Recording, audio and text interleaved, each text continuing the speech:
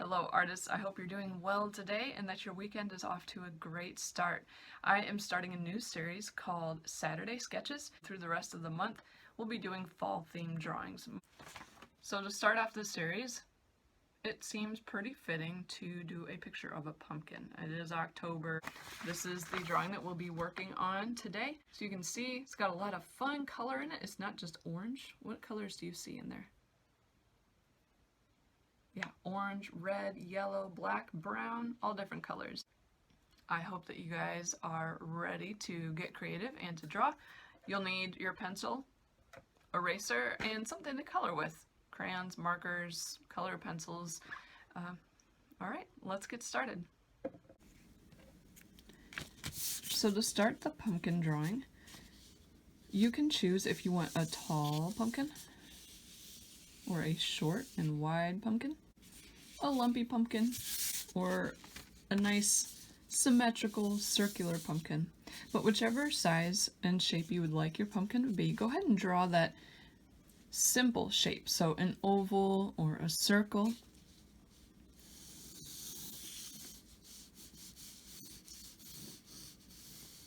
Now it doesn't have to be perfect. We're going to adjust as we draw. We're going to find the center. This is about where our stem is going to be. It will have a lot more texture than just this simple circle shape. We're going to start adding in those bumps that we see on a pumpkin.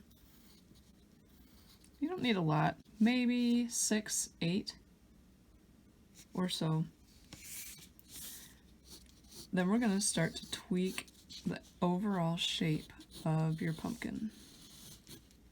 And we're going to do the same number of bumps on the bottom.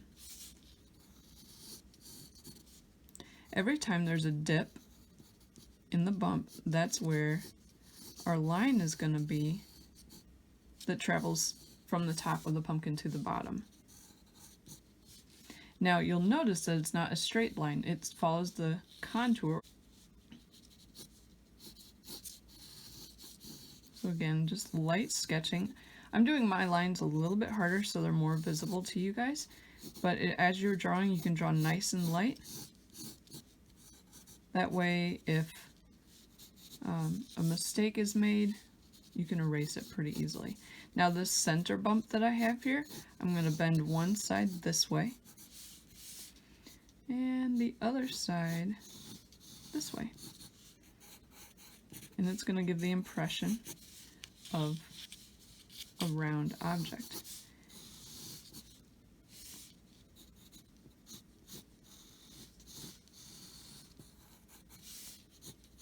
And now you can see that I'm going the opposite direction.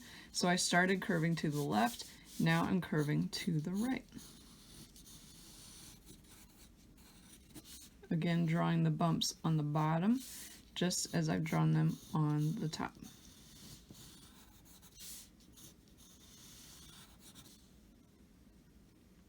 So this looks like a pretty perfect pumpkin shape. I don't know if I've ever seen a pumpkin this perfect before, but that's okay. Let's say I want it to be a little different looking. I can bump out one more side over here.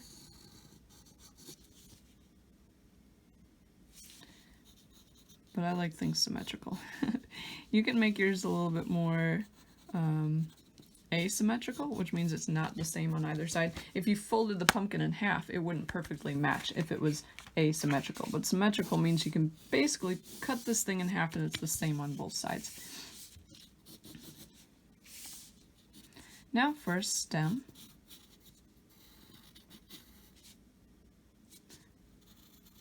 You can draw different parts of the stems.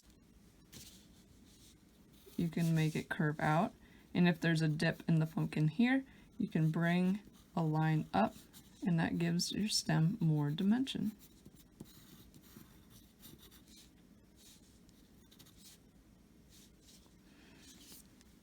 Now pumpkins grow on vines.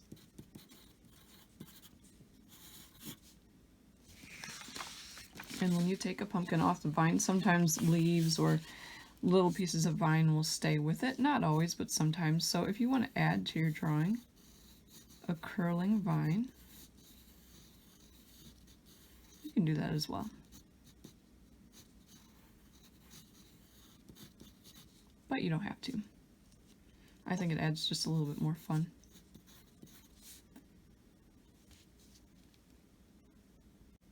Once you've completed the pencil sketch, you can grab a marker if you want. I like using black to make my pictures stand out more, pop a lot better, and I don't know, it's just more bold, and I really like that. So I enjoy using black, but if you don't want a black outline on this, you can always use a darker orange marker or colored pencils. I'm actually going to go ahead and use a permanent marker, and I'm going to slide a sheet of paper underneath this to make sure that my marker doesn't bleed through. Especially if you're working at the kitchen table or something, you don't want permanent marker on the table. That would not make Mama happy, I think. Now, you don't have to do a solid, bold outline, but I enjoy that look, so that's how I'm going to do it. I'm going to outline the whole thing first. And you'll see that I'm not erasing out any of my lines, even if they're kind of scrappy looking, because I want to make sure I have my final drawing done before I erase out any lines. Now I like the bold outline around the pumpkin, but I'm actually going to do a broken line through here. That'll make the pumpkin look a little bit more dimensional, like there's some highlights and so forth. And I also just like the look of it.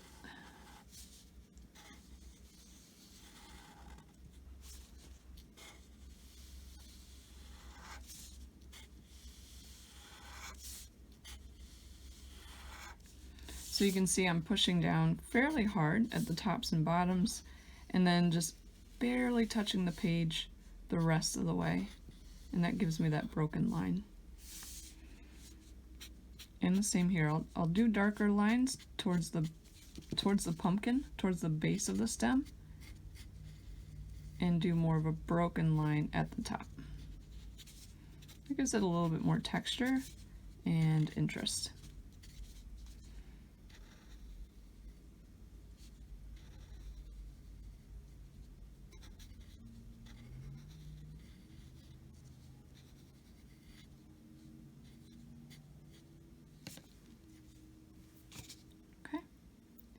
And once you have it outlined, you can go in with your eraser and erase out all of the lines. I'm going to go ahead and stop the camera because you guys don't need to see me erasing. And when we come back, we'll start adding color. Now I have an assortment of markers here, so I think I'm going to use my markers today instead of colored pencils or crayons. I have these really cool, when I was a kid they were called overwriters, I think. It's a marker, and then it has kind of a bleach marker that goes with it. And when you color, this is the color, and then when you go over in a bleach marker, it will make it a lighter color. But if you don't have markers like that, you can also just use standard markers. Now there are different colored pumpkins and gourds. There's red and orange and yellow and blue and goodness, there's all sorts. There's green. So you can do this if you're doing a pumpkin. I mean, you can stick with kind of standard orange, but if you want this to look more like a gourd, you can use a lot of different colors. If you go onto the computer and do an internet search of gourd colors, it's pretty cool how many different there are. I'm going to test this marker first to make sure it's going to work properly. So there's the orange. Then I'm going to go over it with this white marker, and we'll see what it does. Oh, sweet. Okay, that's kind of bright. Well, that's okay. I'm going to do some of this with the bleach marker, but I'm also going to add a bit more dark to it as well. And even in some of these places, I might leave some white instead of coloring it in completely solid. And that will give kind of an idea of some highlights.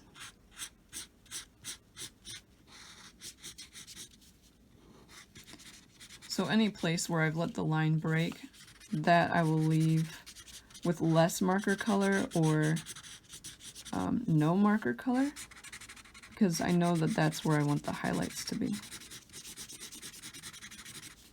Now the harder you press on a marker, you don't want to press too hard because that can break the marker tip.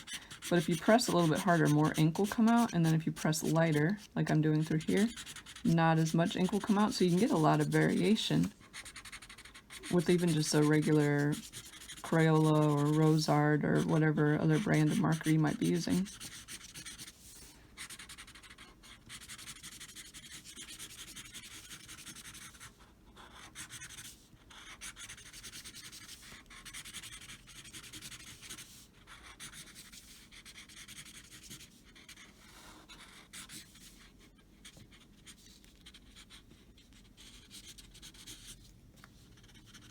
And if you do multiple layers, you can see in here, if I go over it again, it's going to make it darker as well. You probably already knew that, but it's good to see that in examples sometimes as well. I'm also going to put some red in the darker areas. So I'm going to come in with this bleach pen now and color on top of some of the areas where I did lighter markings, and that's going to lighten those areas.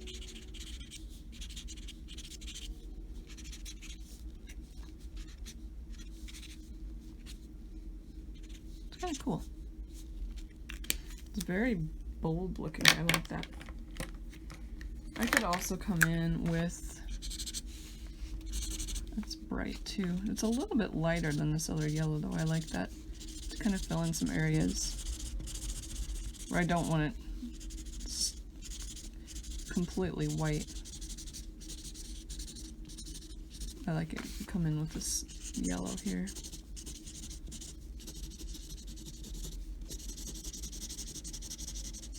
This marker is about wore out, you can tell. But that gives nice texture when you're coloring, so don't throw away your markers that don't work as well anymore, because really for highlighting and texture, they work really well.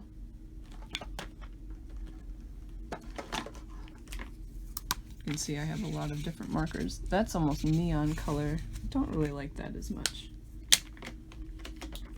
Let's look at this marker. Yeah, here again.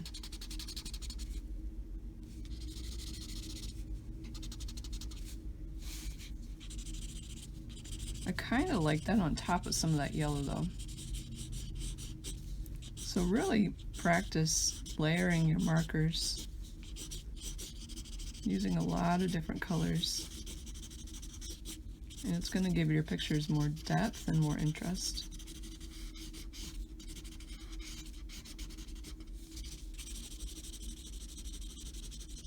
I'm even going to come in on top of the white spots and fill in with this.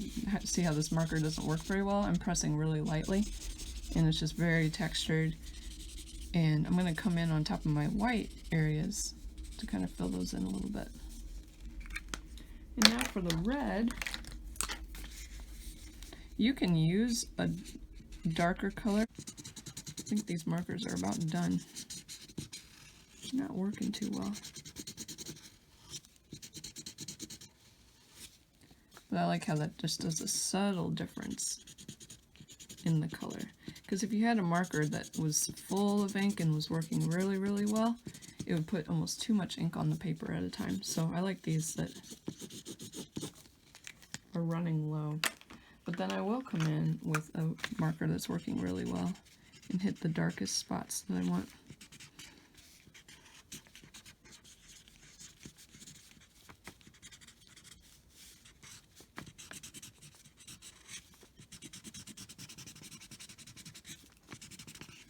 Almost looks like fire.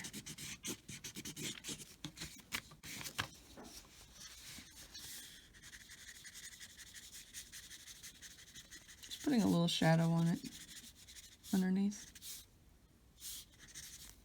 And you can even use the color of the pumpkin on the table as well, and that almost looks like there's the color reflecting off the table.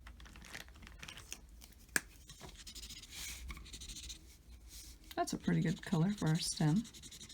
Wanted to start with a mid-tone. A mid-tone is kind of a middle color. It's not too dark or too light.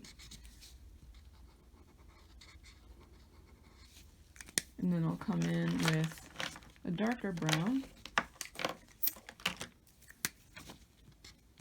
to finish out a little bit of shading. Alright. And I'm going to come back in with my black and just do where these lines are. I'm going to do just a little bit heavier of a shadow. Not too much, just a little bit.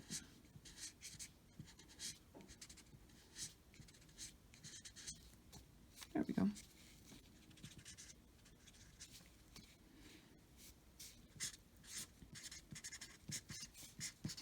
And just in case you don't know what this is, and we're in October. All right, there it is, your pumpkin or gourd, whichever you'd prefer it to be. If you want to take a picture of your drawing and post them in the comments below, that would be awesome. I'd love to see your pictures. Have a great week and stay creative.